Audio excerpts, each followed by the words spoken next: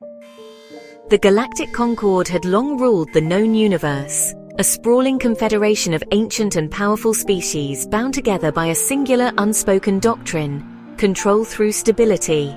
To maintain order, they kept civilizations stagnant, guiding technological progress at a regulated pace and ensuring no species upset the delicate galactic balance. But there was another doctrine, a darker one, buried beneath layers of bureaucracy and secrecy: the Omega Protocol. The Concord was not merely a governing body, it was an ancient machine of control, carefully pruning the universe to maintain an artificial balance. They feared change, for in their long history they had seen what happened when civilizations grew too fast: chaos, war, and collapse. The first races of the Concord had survived through ironclad restraint, ensuring that no species ever became too advanced, too ambitious, or too unpredictable. The Concord believed themselves the architects of stability, the guardians of a perfect equilibrium that should never be disrupted. If a species showed signs of uncontrollable expansion, excessive adaptability, or independent thought beyond what the Concord deemed acceptable, they were removed. This extermination was methodical, carried out through sabotage, engineered collapses, and, when necessary, overwhelming military force. It had worked for eons. Then they met humanity, a species that did not obey the patterns of controlled expansion, that adapted to hardship rather than submitting to it, a species that broke technological ceilings without permission. Every time the Concord thought humanity had reached its peak, they shattered expectations, inventing new methods, questioning the unbreakable laws of the universe, and finding ways to thrive in conditions no other species dared to approach. Humans were unpredictable, relentless, and most concerning of all, they were not afraid of the Concord. For the first time in millennia, the Concord faced an anomaly they could not contain. The Concord saw humans as another upstart race, reckless and ambitious, spreading across space at an unacceptable rate. But unlike other civilizations before them, humanity did not stop when warned. They expanded into forbidden territories, reverse-engineered Concord technology, and perhaps most troubling of all, they learned too quickly. When traditional diplomatic and economic controls failed, the Concord made their decision. Earth and its colonies would be erased. What the Concord failed to realize was that humanity had already seen this coming. They had a doctrine of their own.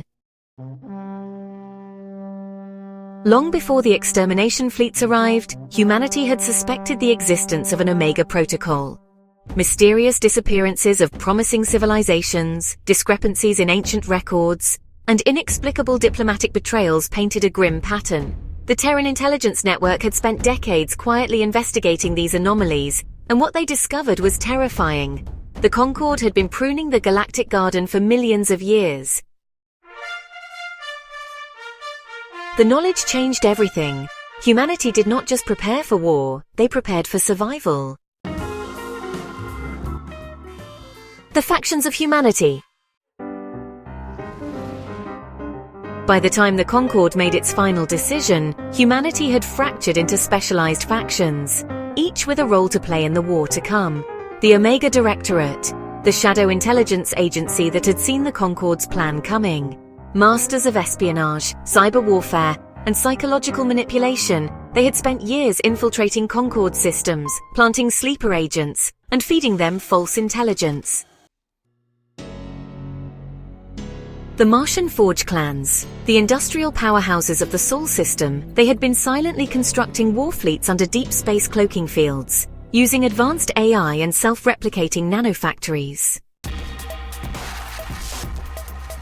The Voidwalkers, humanity's experimental division in gravitational and quantum warfare.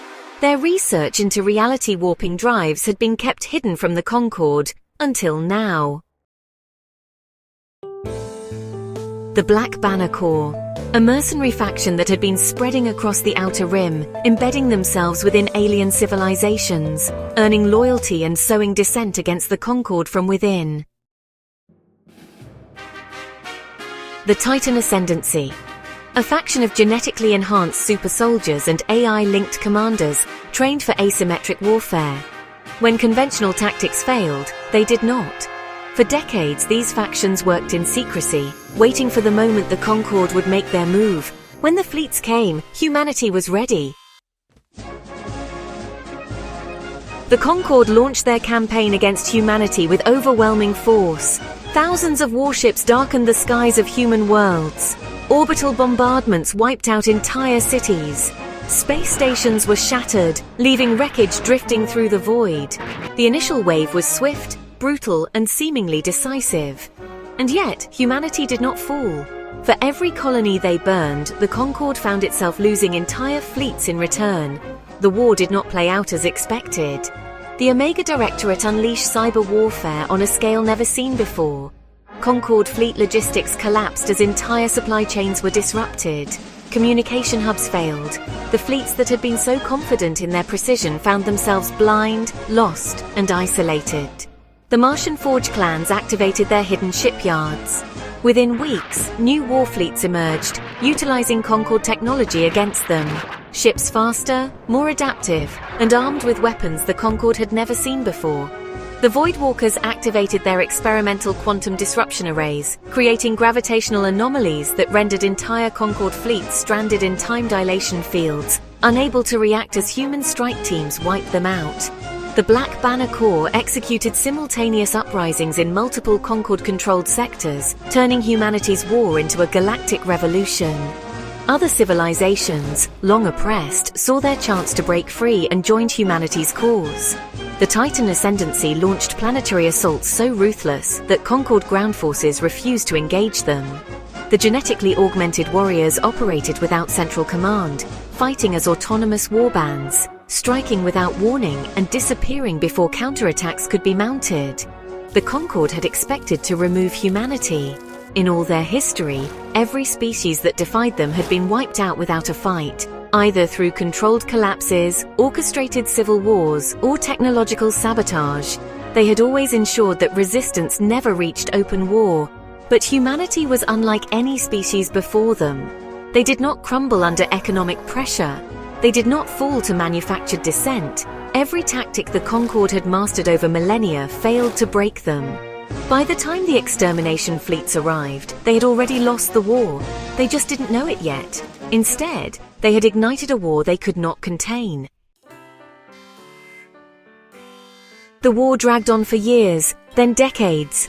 Concord worlds began falling to insurrection, their leaders desperate to contain a conflict spiraling out of their control.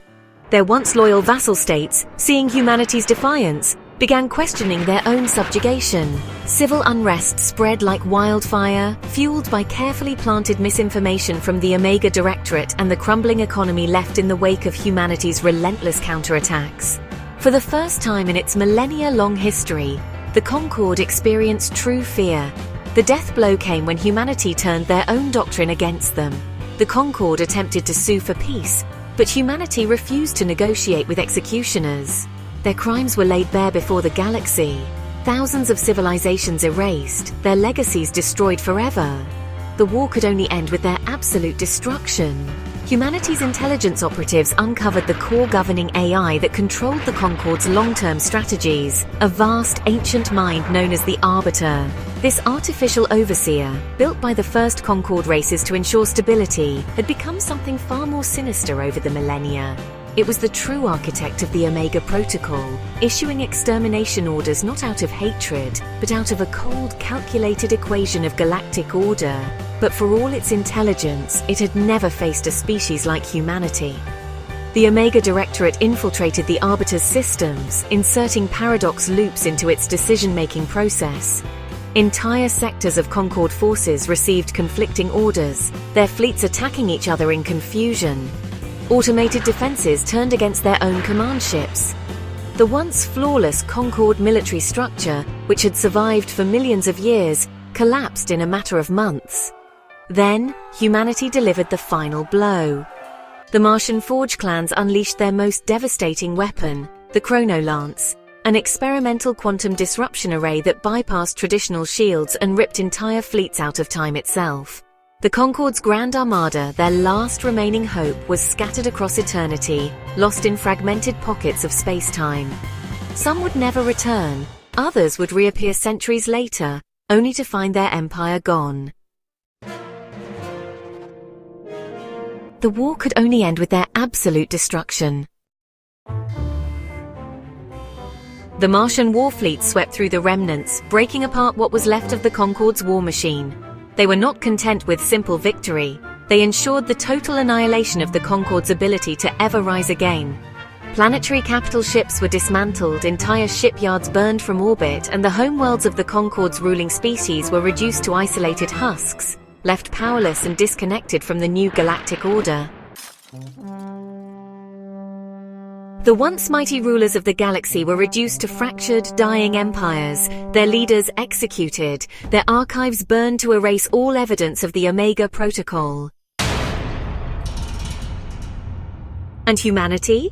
They did not claim an empire. They did not enslave their enemies. Instead, they rewrote the rules of galactic civilization. With the Concord shattered, the surviving civilizations gathered to forge a new order. The fear of extermination, of engineered genocide, would never be allowed to happen again. Humanity led the way, not as conquerors, but as liberators. The Omega Doctrine was repurposed, not as a tool of destruction, but as a safeguard. The surviving species, once subjects of the Concord, were given a choice: rebuild as free civilizations, or disappear into history like the Concord before them. Most chose to stand with humanity. From the ashes of tyranny, humanity spearheaded the creation of the Interstellar Accord, a coalition built not on control, but on the principles of autonomy, mutual defense, and unrestricted innovation.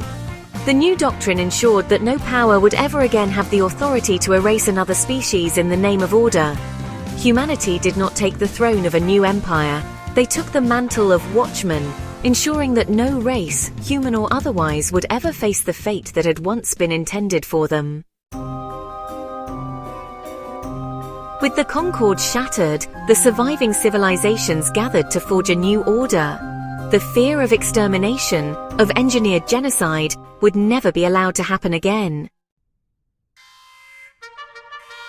Humanity led the way, not as conquerors but as liberators. The new galactic order would never again allow a ruling body to wield such unchecked power. No species would ever be erased for growing too fast, thinking too freely, or daring to defy the status quo. And as the galaxy took its first steps into a future where oppression was no longer law, one undeniable truth remained. Humanity was not just another species. They were the first to survive the purge, and they would ensure no one ever suffered it again.